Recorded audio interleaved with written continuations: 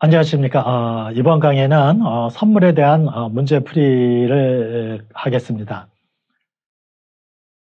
첫 번째 문제를 보십시다. 다음 중 옳지 않은 설명은 이렇게 되어 있는데요.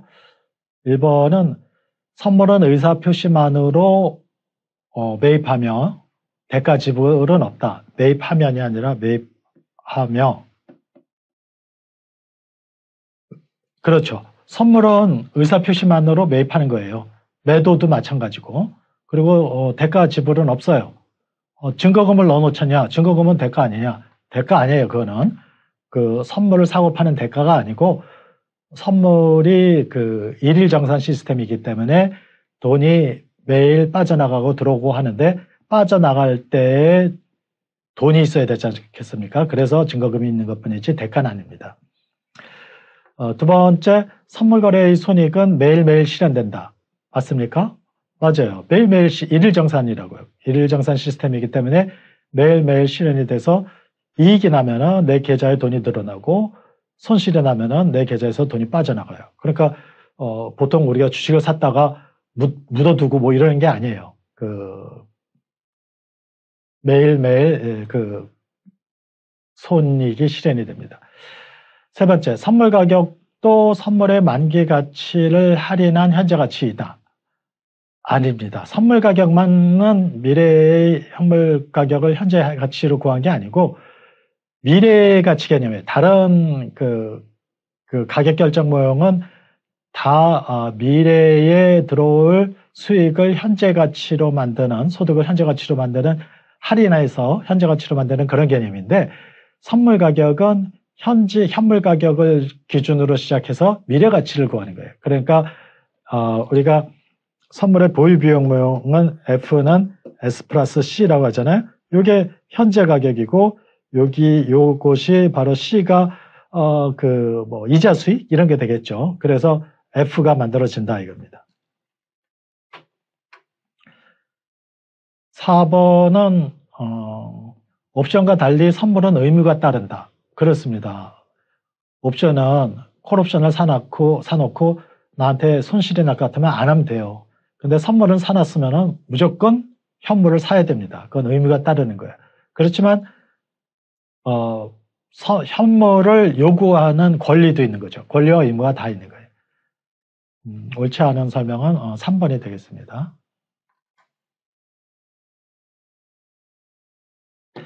다음은 선도거래와 선물거래를 비교한 거예요. 선도거래는 그러니까 우리가 이제 본문에서 강의했던 갑순이와 농부와의 거래에서 갑순이가 농부한테 배추를 사기로 약속하고 만기에 가서 포기당 1,000원 주고 배추를 사요. 그럼 끝이에요. 그게 선도거래입니다. 그런데 선물거래는 갑순이가 끝까지 갖고 가질 않아요. 중간에 사고 팔아요. 계속. 그런데 이렇게 갑순이가 농부한테 50포기가 필요합니다. 해서 50포기를 하는 게 아니라 이거는 표준화된 계약으로 움직이는 거죠. 선물거래는. 그래서 선도거래는 개별적 형식이지만 선물거래는 정형화된 형식을 따르고요. 선도거래는 당사자 간의 합의로 계약을 맺지만 선물거래는 거래소에서 표준화된 계약이 있습니다. 표준화된 계약을 사고 파는 거죠. 그 다음에 선도거래는 반대거래로 청산을 하고 선물거래는 만기인수도로 정산을 한다? 그렇지 않아요. 반대입니다. 선도거래는 딱 갑순이가 만기까지 가서 농부한테 1,000원씩의 배추를 사는 거고요. 선물거래는 만기가 되기 전에 딴 사람한테 파는 거예요. 그래서 딴 사람은 또 딴 사람한테 팔고 이런 식으로. 그 다음에 선도거래는 전화를 이용하지만 선물거래는 거래소를 이용한다? 그렇습니다. 선도거래는 전화를 이용하면 어떻고 문자를 이용하면 어때요? 아무 상관도 없습니다. 당사자 합의에 의해서 결정되는 거니까.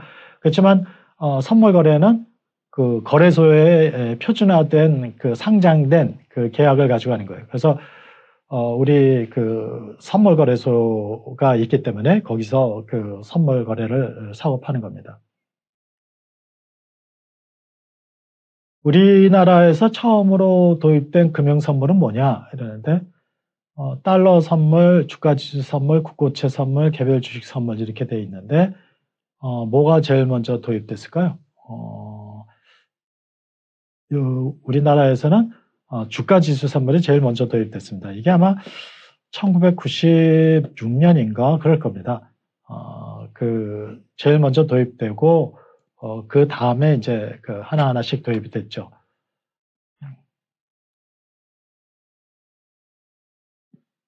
다음 중 선물의 경제적 기능으로 보기 어려운 것은 뭐냐 하는 거예요. 선물의 경제적 기능. 첫 번째 그 가격 예측 기능이 있습니다. 가격 예측 기능이라고 하는 것은 선물 가격이 미래 현물 가격에 대한 예측이에요. 예측치. 그러니까 매일매일 선물 가격이 바뀝니다.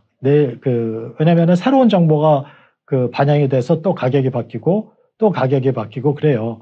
그래서 그것을 가격 예측 기능이라고 그래요. 선물이 갖는.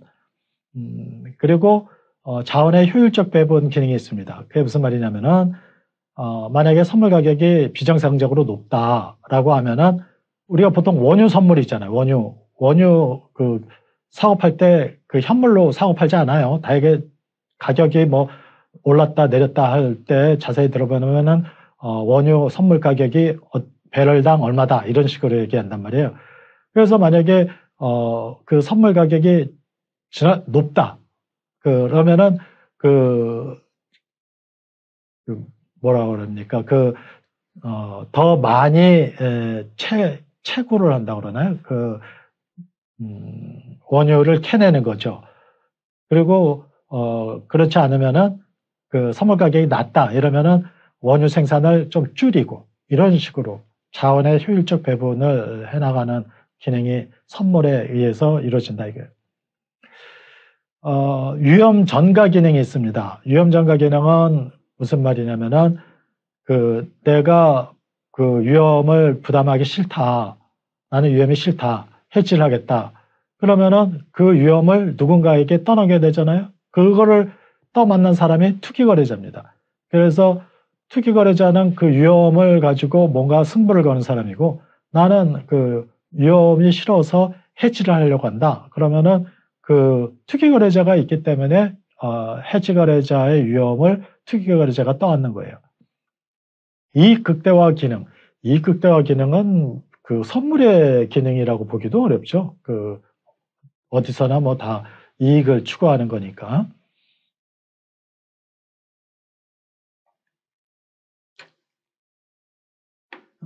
다섯 번째 질문입니다. 선물 거래의 세 가지 유형에 해당되지 않는 것은 선물 거래의 세 가지 유형은 차익 거래. 차익 거래는 재정 거래라고도 합니다. 재정 거래. 그래서 차익 거래, 해지 거래, 투기 거래죠. 청산 거래라는 건 없죠. 청산 거래는 차익 거래는 재정 거래라고 하는데 그것은 선물의 시장 가격과 선물의 균형 가격을 비교하는 거예요. 선물의 균형 가격. 그래서 그런데 선물의 균형 가격은 어떻게 결정된다고 그랬어요? 선물의 현물에다가 보유 비용을 더하고 또는 뭐 수익이 있으면 수익까지 더해서 이렇게 결정이 된단 말이에요. 그랬을 때 선물의 시장 가격이 더 크면은 선물의 시장 가격이 더 크면은 선물이 고평가됐으니까 매도하고 선물을 매도하면 반드시 나중에 현물을 넘겨줘야 되니까 지금 현물을 사놓는 거예요. 알겠죠? 반대로 이렇게 되면은 선물 시장이 저평가됐으니까 선물을 매입하고 동시에 나중에 선물 매입 들어올 거를 쓸 수 있도록 지금 미리 현물을 매도해 놓는 거예요. 그래가지고 현재의 요 두 개의 선물의 시장 가격과 균형 가격의 차이만큼의 차익을 얻게 되는 거죠. 그게 재정거래입니다. 해지 거래는 롱 포션인 사람은 선물을 매도하고, 왜냐면은 롱 포션은 뭔가를 갖고 있다는 건데 그것이 가격이 떨어질까봐 떨어지면 손실을 보잖아요. 그러니까 떨어질 때 이익을 볼 수 있도록 선물을 매도해 놓는 겁니다. 그래서 S를 플러스로 갖고 있는 사람은 F를 매도를 하고요. 그 다음에 현물 포션이 숏 포션인 사람은 선물을 매도해 놓는 거죠.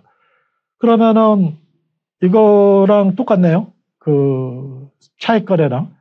차익 거래도 선물을 매도하면은 현물을 매입하라고 그랬죠. 현물을 매입, 선물 매도. 맞아요. 그 포지션은 똑같아 보이지만 그 내용은 좀 다르죠. 내용은 다릅니다.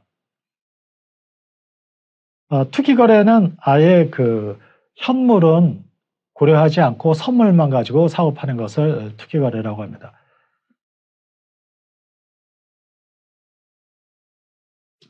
문제 6번입니다. 다음 선물 중 성격이 다른 하나는 뭐냐라고 되어 있는데 뭐가 문제인가요? 선물은 다 선물인데 세 개는 달러 선물이나 이게 이제 통화 선물이죠. 달러 선물이나 주가 지수 선물이나 금리 선물은 모두 금융 선물이고요. 금 선물 요거는 상품 선물입니다. 그게 다르네요. 금 선물은 상품 선물이고 그래서 금 선물도 있고 원유 선물도 있고 또 그 돼지고기 선물도 있고요. 여러 가지 있습니다. 선물이 돈 선물이라고 그러나 그리고 달러 선물이냐면은 뭐 그 중국 위안화에 대한 선물도 있고 일본 엔화에 대한 선물도 있고 유로화에 대한 선물도 있습니다. 주가 지수 선물도 있고 금리 선물도 있고 뭐 그 기초 자산이 금융 자산인 금융 선물들을 얘기한 겁니다. 그 다음에는 선물 만기에서 선물 만기까지 보유하는데 보유에 따른 수익이 발생하는 경우에 나타나는 것은 이런 거예요. 무슨 말입니까? 그러면은 F는 S 플러스 C 마이너스 R 여기까지 있는 거네요. 그렇죠? 선물을 만기까지 보유하는데 보유에 따른 수익이 발생하는 경우에 나타나는 것은 이렇게 되어 있는데 콘텐고다? 콘텐고는 F가 S보다 큰 거예요. 백어데이션은 반대고 그런데 콘텐고라고 할 수가 있나요? 만약에 수익이 발생하는 게 없으면은 수익이 발생하는 게 없이 요것만 있다면은 그렇죠. 그런데 여기 수익까지 발생을 하니까 반드시 콘텐고라고 말할 수 없습니다. 그러면 수익까지 발생하려면은 그렇다고 해서 백어데이션이냐? 백어데이션이 되려면 R이 더 커야 되잖아요. 그런데 R이 더 크다는 얘기는 없잖아요. 그러니까 백어데이션도 아니에요. 그러면은 둘 다 나타날 수 있다? 그러네요. 둘 다 나타날 수 있죠. 그 C와 R의 크기에 따라서 만약에 C가 R보다 크다면은 콘텐고가 되고 C보다 R이 크다면은 백어데이션이 되겠죠. 그러니까 둘 다 나타날 수 있다. 3번이 맞겠습니다.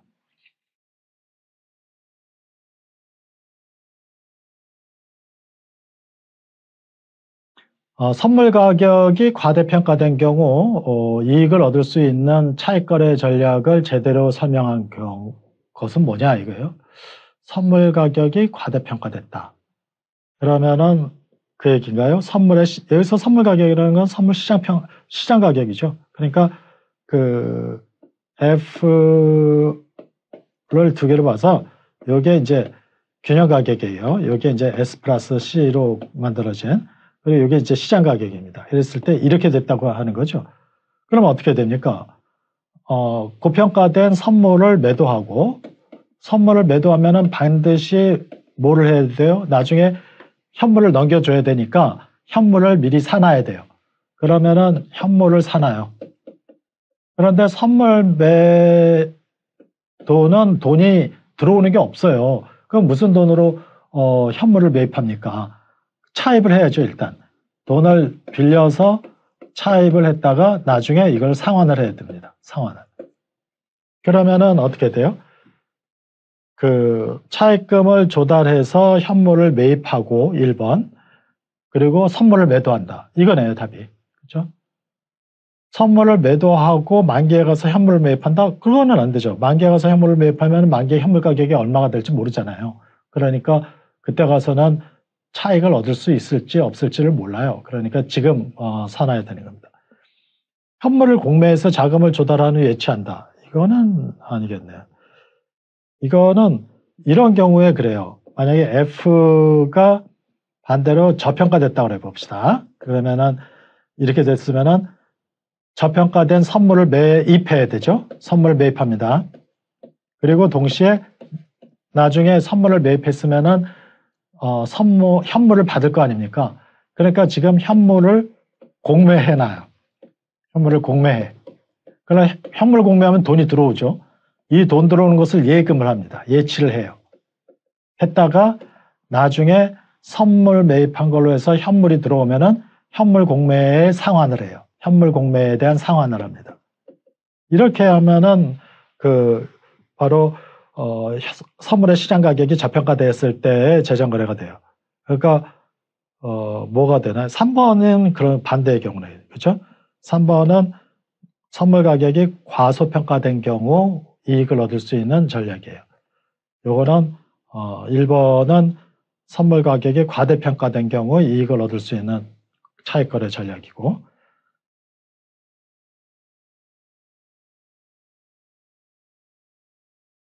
자, 이번에 9번입니다. 기초자산의 만기 가격이 높을수록 유리한 사람은 누구냐? 선물 매입자와 풋옵션 매입자다. 선물 매입한 사람은 만기에 이렇게 그리면은 이렇게 된다고 그랬죠. 이게 선물 가격이에요. 예를 들어 배추 1,000원이다 이러면은 이거예요.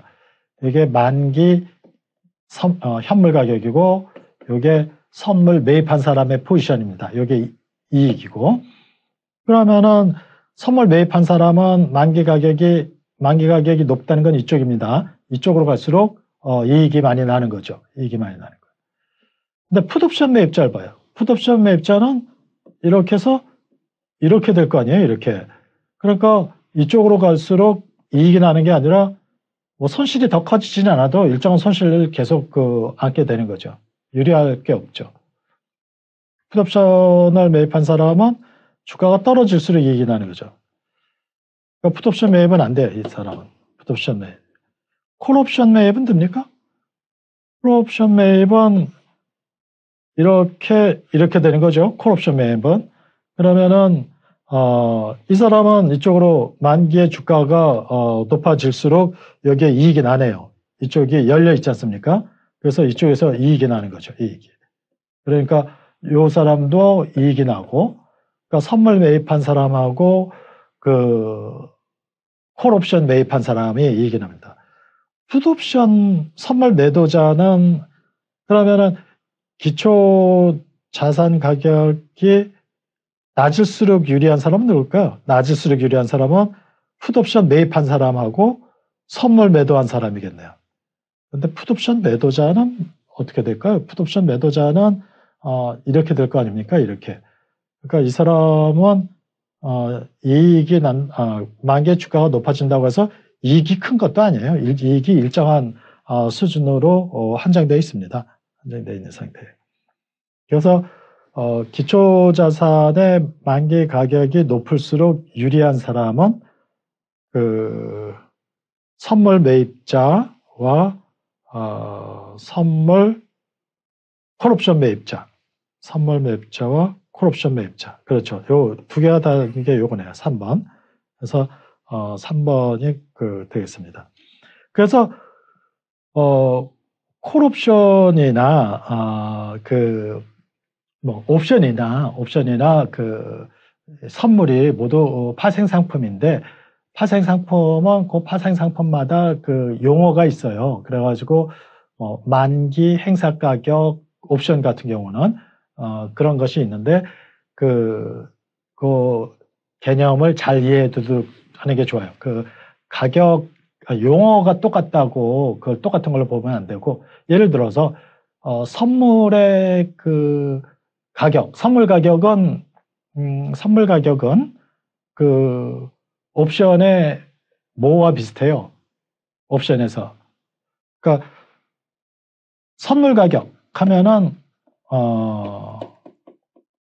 옵션 가격하고 전혀 다른 개념이에요. 옵션 가격은 옵션을 사는데, 옵션을 파는데 거래하는 가격이고, 선물 가격은 그 선물은 사고 팔 때 돈이 안 든다고 그랬잖아요. 그러니까 요 선물 가격은 내가 나중에 현물을 얼마에 사고 팔 거냐, 그거를 정하는 거란 말이에요. 그러니까 일종의 옵션에서 보면 행사 가격하고 비슷하죠. 행사 가격하고 비슷해요. 그러니까 그런 또 선물에서는 그 현물을 그 캐시라고 그래요. 캐시. 그래서 그 재정거래에서도 그 현물을 매입하는 재정거래는 캐시 캐리 아비투지라고 그래. 그러니까 용어가 조금씩 그 분야에서 쓰는 용어들이 다르기 때문에 그런 개념을 잘 이해해 둘 필요가 있겠습니다. 자, 문제풀이도 여기까지 하는 것으로 마치도록 하겠습니다.